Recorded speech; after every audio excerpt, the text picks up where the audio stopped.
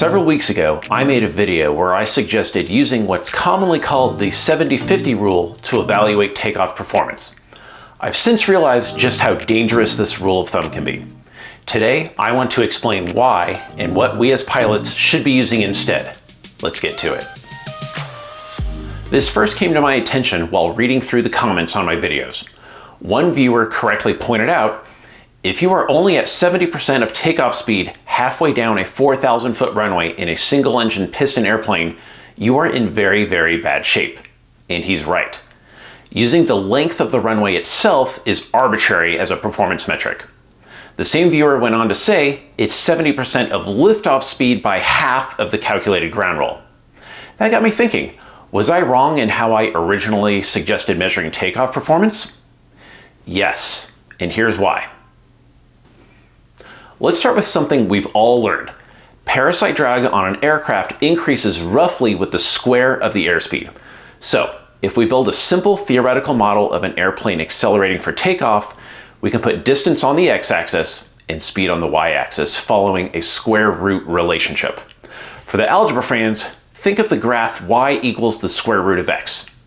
Acceleration is highest early in the takeoff roll when drag is low, and then it tapers off as speed increases. Using that model, if an airplane needs 2,000 feet of ground roll to reach a rotation speed of 45 knots, then halfway down that distance, at 1,000 feet, it would be at about 32 knots, or roughly 70% of VR. Long story short, this theoretical model is likely where the 70-50 rule of thumb came from. At first glance, you might be thinking, this seems reasonable. What's the problem, Joe? There are two problems: excess thrust and propeller behavior. First, let's talk about excess thrust. Imagine an engine that's producing just enough thrust to eventually reach VR. With a long enough runway, it's entirely possible to reach 70% of VR by 50% of the runway length. Using my original recommendation, that metric would tell the pilot, everything looks fine. But what good is reaching VR at the end of the runway if you now have effectively no excess thrust available to climb? The second problem is that this simple model only accounts for drag increasing with speed. It does not account for the fact that thrust from a propeller decreases as airspeed increases. If we apply this to my trucky takeoff, I could very well have reached 70% of rotation speed by 50% of the runway and still been in serious trouble. That would have been a false positive, and that's what makes this rule so dangerous. Acceleration tapers far more than most pilots intuitively expect. If it takes 2,000 feet to accelerate to 42 knots, it's going to take significantly more than the next 2,000 feet to accelerate from 42 knots to 60 knots. So let's say this clearly.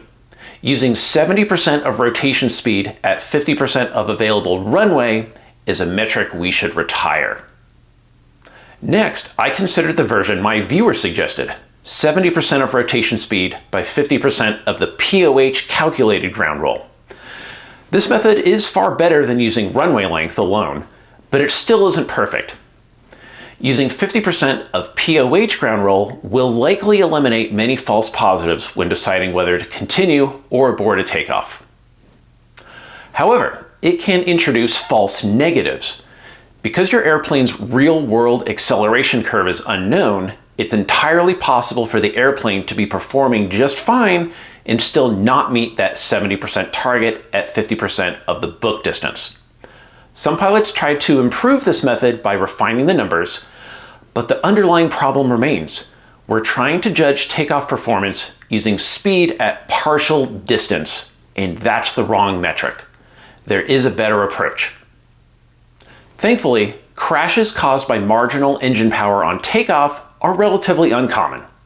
Though, if we are going to make a performance-based judgment call, the metric we use matters. Using an invalid rule of thumb does not improve safety. If we're already committed to doing the mental work, we should use a metric that gives us a valid output. It turns out there is a distance and speed we know we should be able to achieve. The full POH ground roll to rotation speed. Of course, our 30-plus-year-old airplanes rarely perform exactly like the book, so we need to add a buffer to account for real-world performance. How much buffer matters? Too little, and you'll constantly get false negatives, where the airplane is fine but doesn't meet the standard. Too much, and you're back to false positives, where a weak engine barely meets the metric. For most pilots, adding 30% to the POH ground roll provides a reasonable and conservative decision point. This is not a regulation, and it's not the only valid method. It's simply a performance-based way to think about the problem. One drawback I immediately considered is aborting at 100% of ground roll means aborting at a higher speed than aborting at 50%. Higher speed aborts require more runway and more braking energy. That's true, but let's look at a real-world example. Consider a Cessna 182 taking off at a density altitude of 9,000 feet. According to the POH, in zero wind, it requires 1,390 feet of ground roll to reach a rotation speed of 49 knots indicated airspeed, which at this density altitude is about 56 knots true. If the pilot reaches 1,800 feet down the runway, that's 1.3 times the POH ground roll, and has not reached 49 knots indicated, then the airplane must be at a speed less than 49 knots. While aborting earlier would be at a lower speed, 49 knots indicated is roughly in the neighborhood of a normal touchdown speed. If we're willing to fly the airplane, we should be willing to abort a takeoff from that speed. I also considered whether this method might be overly restrictive, whether requiring enough runway to accelerate to ground roll plus 30% plus reaction time plus stopping distance would prevent too many takeoffs. Using that same Cessna 182 example, we have 1,800 feet for acceleration, 400 feet for reaction time, and about 1,000 feet for stopping distance. That totals roughly 3,200 feet of runway. For most GA airplanes operating at most GA airports, that runway length is commonly available.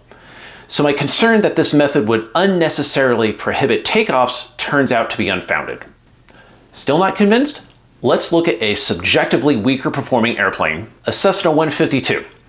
At the same 9,000 foot density altitude, the POH ground roll is about 1,490 feet, add 30% to get 1,940 feet, plus 400 feet for reaction time, and about 800 feet to stop. That gives us roughly 3,100 feet of runway required. Now, let's put this method into practice using a real-world example. Since my original takeoff occurred at the Truckee Airport at about 5,900 feet elevation, we'll use that. Here's the takeoff performance page for a relatively heavy, turbocharged Cessna 210. At a 3,500 pound takeoff weight, 6,000 foot pressure altitude, and 20 degrees Celsius, the POH gives us a ground roll of 1,865 feet. Adding 30% brings us to about 2,400 feet. Rotation speed at this weight is 62 knots indicated. Step 1. Identify a point 2,400 feet into the takeoff roll. On runways that are roughly 4,000 feet or longer, you can expect runway distance remaining signs. At Truckee, runway 2 has 4,654 feet available, so our decision point corresponds to about 2,250 feet remaining. That's just before the 2,000 foot remaining marker. So during the takeoff roll, this is your point to check your indicated airspeed. At or above VR, continue. Below VR, reject. Step 2. Verify the runway is long enough to accelerate, react, and stop.